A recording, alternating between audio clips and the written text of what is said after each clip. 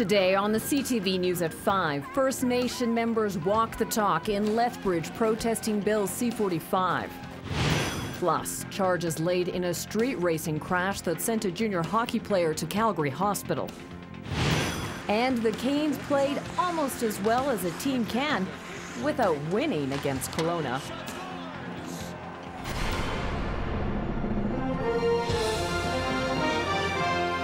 CTV News with Jackie Scantlebury.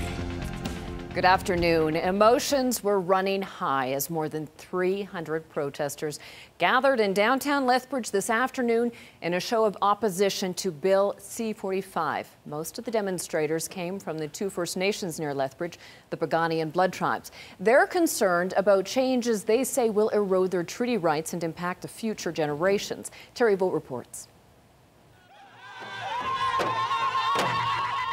They came with flags, signs, and posters, and they say a united voice in opposition to Bill C-45, a federal budget bill that also contains at least 8 sections that will impact First Nations, Métis, and Inuit people in Canada. Stephen Harper. There's so many different changes. It's an omnibus bill, which means it's a hodgepodge of changes to the Indian Act. I think our position is that any pieces of legislation or federal government, provincial government initiative that adversely impacts on our treaty rights is a no-no. The federal government has already given third reading, and the bill is proceeding to the Senate for debate. But that hasn't stopped the protests. These people say even their employment and cultural enhancement programs may be at stake. And it wouldn't be there if it wasn't for my Indian status, and that's what's being taken away from what Harper's trying to take away from us right now. Our ancestors didn't starve and they didn't go through famine to have our rights ripped from us like they are today. I'm thinking about the future generations, not just the next generation, but 7 generations from now. The leaders of this movement say the Indian Act is outdated and does need to be fixed, but they say First Nations people have to be part of the process. The organizers of this demonstration and First Nation leaders admit they may not be able to stop Bill C-45, but they say they're prepared to continue the fight, even through the courts if necessary. Terry Vogt, CTV News, Lethbridge. First Nations leaders say more protests will likely be held in the coming weeks. And still on the topic of federal politics, changes to our federal electoral boundaries are a step closer to becoming a reality. A report by the Commission reviewing boundary changes for Alberta has now been tabled in the House of the Commons. It recommends adding 6 electoral districts in our province and shifting the boundaries of all the others. The proposals include reducing the Lethbridge riding to include just the city and county. The communities of Raymond and Sterling would then move into the Medicine Hat riding, while Cardston and McGrath would be included in the new Foothills area. The suggestions will now go to public hearings. For the second time this week, extreme wind warnings have been issued for the southwest corner of the province. On Tuesday, 4 semis flipped in strong wind gusts on Highway 22 near the Crow's Nest Pass. Thankfully, all of the injuries were minor. Today, Environment Canada says winds could again gust up to 100 kilometers per hour this afternoon and evening in areas around the Crow's Nest Pass, Pincher Creek, and Waterton Lakes National Park.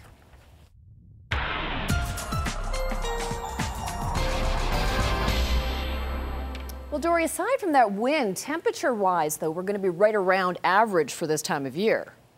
Yeah, we're not doing bad, Jackie, for the next 4 or 5 days. We're looking at temperatures being, pretty much where we should be. We do take a slight dip on the weekend into a little deeper minus values, but even then, we're not in the deep freeze. Average is 0, -1 across the Lethbridge region for this time of year, so you'll see that in the 5-day forecast. We're not far off the mark, and condition-wise, not bad either. I'll have all the details coming up in a couple of minutes. Thanks, Dory.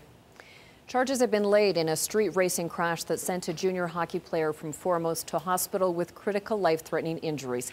18-year-old Mackenzie Klatt returned to Lethbridge this fall to play Junior B hockey with the Coaldale Copperheads.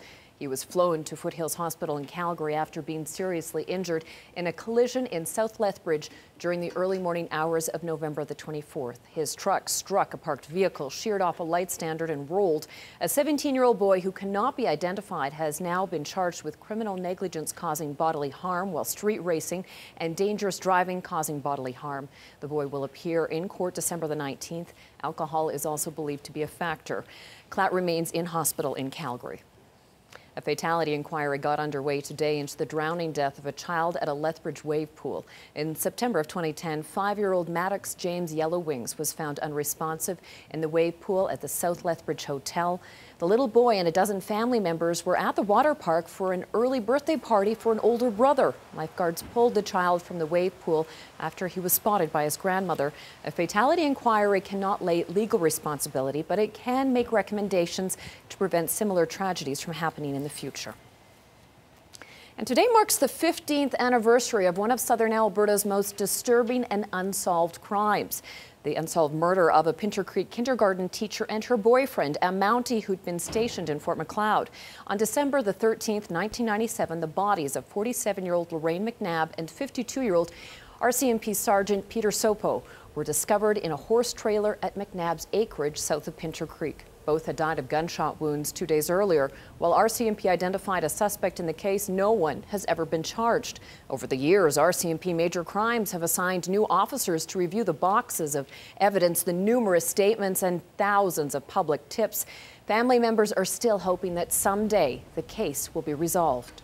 I still think that in this day and age that taking this long to get something solved is ridiculous, but there's other cases out there that are years old as well, and every once in a while you hear one getting solved. So I guess you still have a little bit of hope, but each year goes by, the hope gets pretty thin.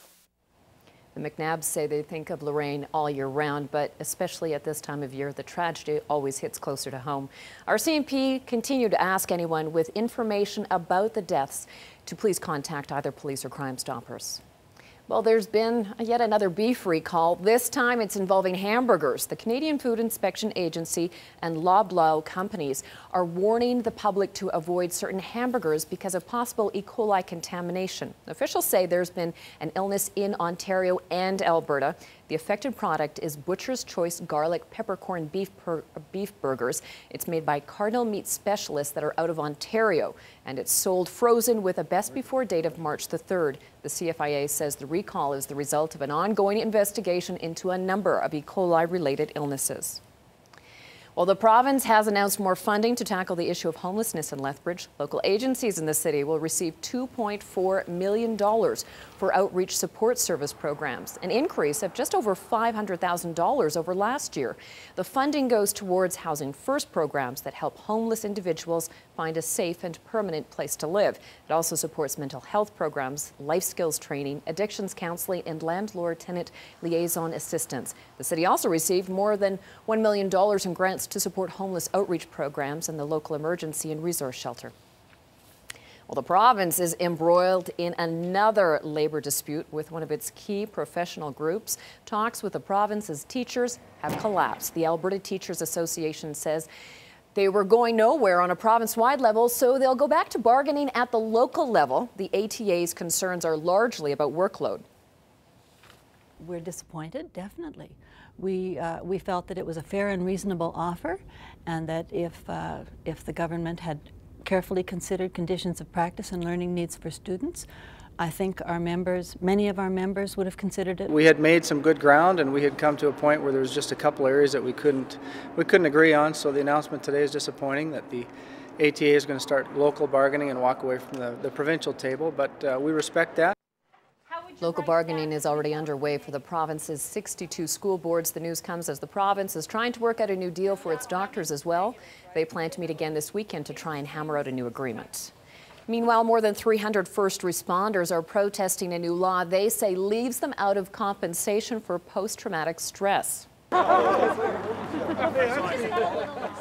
Corrections workers, peace officers, and other emergency responders rallied in Edmonton this afternoon. They're upset they aren't included in Bill 1, the Workers' Compensation Act, which provides money for people with PTSD. The workers point to Rod Lazenby, a bylaw officer killed while responding to a dog complaint this summer, as a reason why they should be included. Well, postal workers are almost as busy as Santa at this time of year. This is traditionally the busiest mail day of the year as Canadians rush to the post office to make sure that cards, letters, and presents are mailed in time for Christmas. Canada Post expects to process more than 700,000 letters today alone. Postal workers say the rush starts in early December and seems to just get busier every day.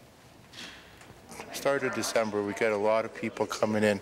It does get quite a bit busier, and every day is a little more, quite a bit more people. Our average amount of customers through the main post office on any given day in December is anywhere from 350 to 400. Yeah, just want to mail it right here so it leaves right away. No, I have to get these out because I only have 2 days to ship them out, and I already wasted my first day, so I have to come today. FedEx is expecting Monday to be their busiest day of the year. Onto the markets today, where renewed fears of the fiscal cliff pushed markets lower once again. Here are the day's numbers.